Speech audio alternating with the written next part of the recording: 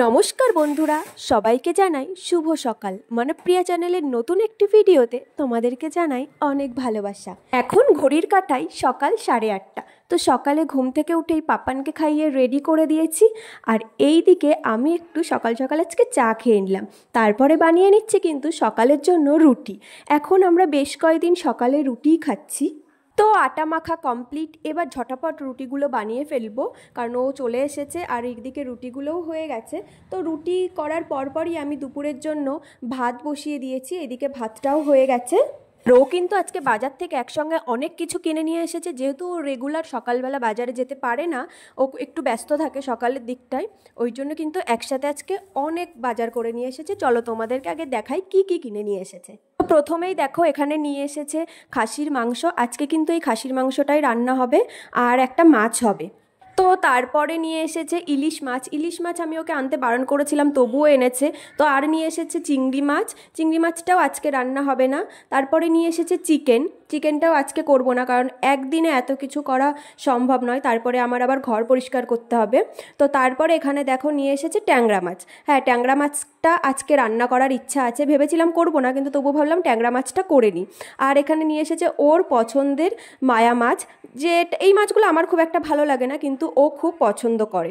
তো এই দিকে দেখো আমি ট্যাংরা মাছটাও আমার প্রায় রান্না হয়ে গেছে, এখন নামালেই হয়। আর আমি এই দিকে বসিয়ে দিয়েছি কিন্তু মাটনটা। মাটন চিকেনের মধ্যে কোনটা আমার প্রিয় সেটা যদি তোমরা জানতে চাও, তো তাহলে আমি বলবো আমার কিন্তু চিকেনটাই বেশি ভালো লাগে। কিন্তু আজকে ভাবলাম মাটনটাই আগে রান্না করি, কারণ মাটন হচ্ছে ফ্রিজে রাখলে খুব একটা ভালো লাগে না পরের দিন। আর এইদিকে পাপানো স্কুলে চলে গেল, আর আমার এখন কাজ এইগুলো সব পরিষ্কার করা। হ্যাঁ, আর পাপান কিন্তু স্কুলে এখনো ভর্তি হয়নি, এর পাশে একটা স্কুল আছে, ওখানেই ও এমনি যায়। তো চলো আর দেরি না করে শুরু করে ফেলি, এখন কাজে লেগে পড়তে হবে। নিচের ঘরটার যে কী অবস্থা, আমি ভাবছি যে আমি এগুলো কখন পরিষ্কার করব। সারা ঘরে জিনিসপত্র ছড়ানো। তো যাই হোক, গোছাতে তো আমাকেই হবে। তো আর দেরি না করে লেগে পড়লাম কাজে, কারণ যত তাড়াতাড়ি করব তত তাড়াতাড়ি কিন্তু আমারই ভালো। আর এই দিকে জানলাটা খুলে দিলাম। জানলাটার যে এটা দেখছো, ওটা একরকমের নেট, যেহেতু ওই সাইড দিয়ে খুব মশা আসে, তো সেই কারণে আমি ওই নেটটা ওখানে সবসময় লাগিয়ে রাখি। ঘরে বাচ্চা থাকে তো, ওদের মশা কামড়ালে খুব একটা ভালো হবে না, তো সেই কারণে সবসময় কিন্তু আমার ওই নেটটা লাগানো থাকে। আর এইদিকে দেখো বেশিরভাগ সব পাপানের খেলনা, তো আমি ওই বাক্সটা ওখানেই রেখে দিয়েছি, কারণ ও এসে আবার ওটা খুঁজবে, আবার সমস্ত কিছু ছড়াবে। তো তাই ভাবলাম গুছিয়ে একবারে ওই কোণাটাতেই রাখি, তাহলে ও সবসময় দেখলে খুব একটা বেশি নোংরা করবে না। আর এইদিকে দেখো আমার গোছানো হয়ে গেছে, এখন ঘরটা ঝাড় দিয়ে নিচ্ছি। ভিডিওটা করার সময় আমি অতটা বুঝতে পারিনি, কিন্তু পরে দেখি যে বেশিরভাগ জায়গার থেকেই কিন্তু আমার মাথাটা কেটে গেছে।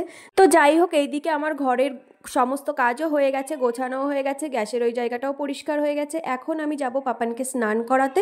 আজকে অনেক রান্নাবান্নার ঘর গোছানোর মধ্যে দিয়েই আমার দিনটা কাটলো। তো যাই হোক, ভিডিওটা আজকে এখানেই শেষ করছি। ভিডিওটা তোমাদের কেমন লাগলো অবশ্যই কিন্তু জানিও, আর ভালো লাগলে আমার চ্যানেলটিকে সাবস্ক্রাইব করে দিও। টাটা।